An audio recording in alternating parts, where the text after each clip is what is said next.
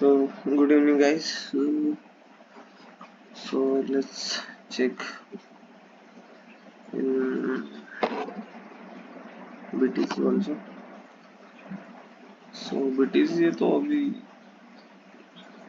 बहुत बड़े रेंज में टाइम जोन में फंसा हुआ है, तो अभी कुछ ज़्यादा ट्रेड्स वगैरह तो फिलहाल दिखेंगे नहीं, बट हाँ अगर ये रेंज के अबव BTC क्लोज होता है, so you can go for long side. पर उसमें भी एक हर्डल्स है यहाँ पे, और एक रिजेक्शन एरिया है।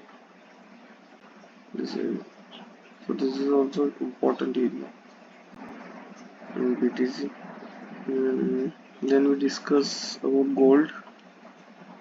So to gold का टारगेट तो ये भी था एक, बाकी तो कंटिन्यू में टारगेट्स है। रादर हाउ तो गोल्ड स्ट्रॉन्ग चल रहा है with this is also एक target area something around 86 point almost 86,000। इसके अबव अगर निकलता है so you can go for 86,290 something around 300, and then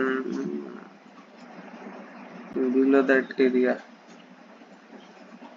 if अगर ये टारगेट देता है and then it will creating some rejection, so you can get rather ये ऐसा कुछ करके .1 का टारगेट देने को आ सकता है। so volatile area and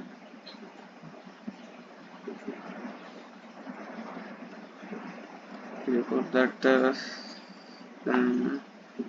Nifty INR is also strong। ये तो लेवल में लास्ट प्रीवियस 1 मंथ से शेयर कर रहा हूँ, बट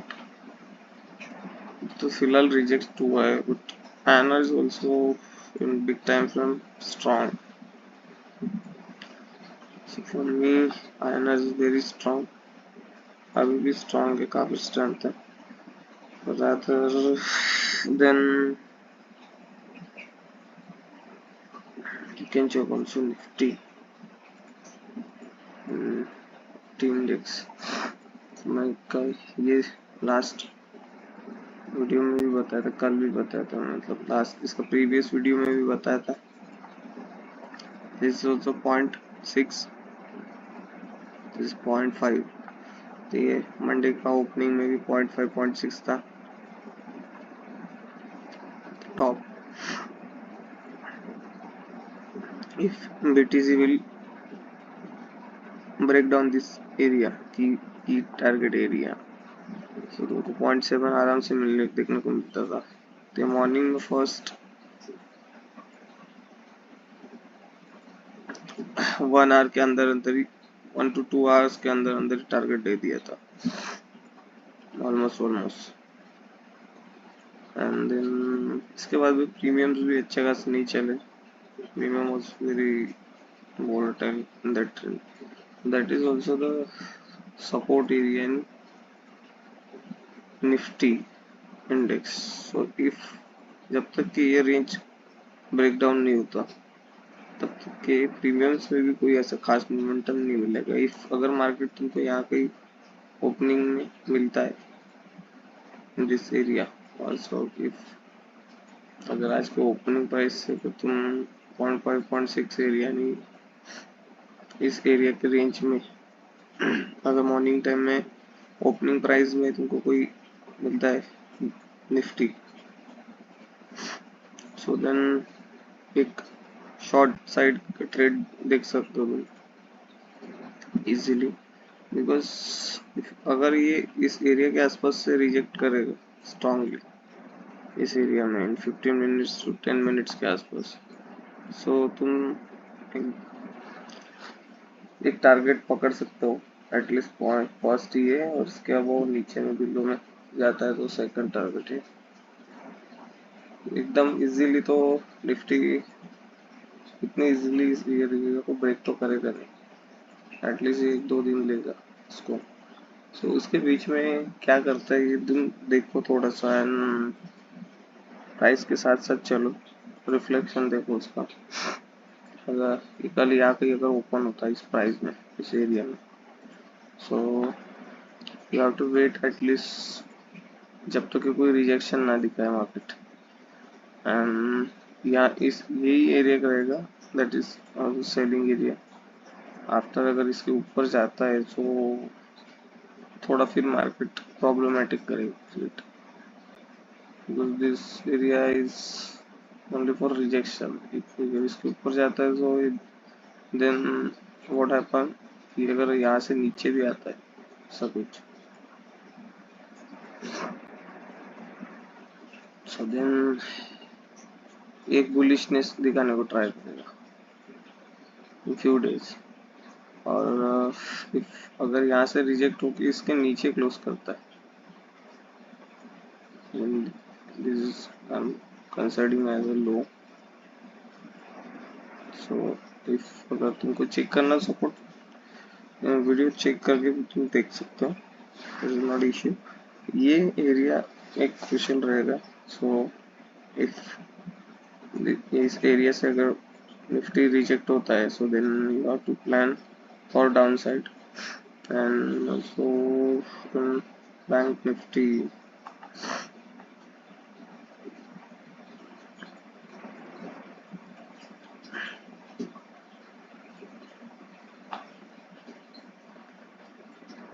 बैंक निफ्टी में मॉर्निंग टाइम में ही बता दिया था कि bank Nifty was bullish in that range.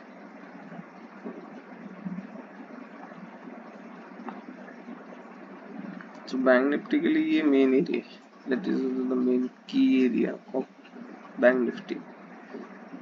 If bank Nifty 0.5 0.6 दिख रहा है तुमको अब, अगर टर्न कर लोगे तो ऐसा कुछ नहीं है। This you consider as 0.5 0.6 as a support area, so that is key area।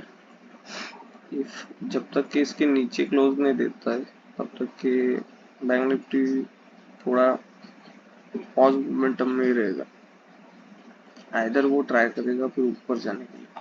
तो ये इनसाइड के अंदर एक फॉर्मेशन बना रहा है in weekly time frame.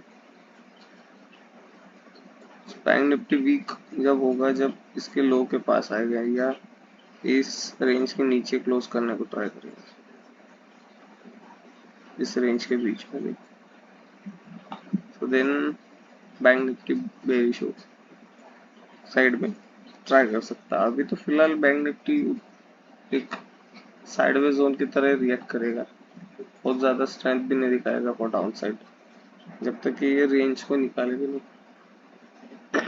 Main this gap, ये जो गैप पेंडिंग पे है, गैप ऑल्सो, बट एक कभी कभी होता है कि गैप पेंडिंग पे कंप्लीट करता है, दैट इज नॉट मैटर कि ऑल टाइम एवरी टाइम वही होगा करके। सो डोंट कंसिडर कि गैप आज कंप्लीट हो जाए कल कंप्लीट हो जाए। Another, Apple is also rejecting in the top notch area, तो वही चीज हो रही है एप्पल में भी। अभी तो बहुत सी चीजें बाकी है। एंड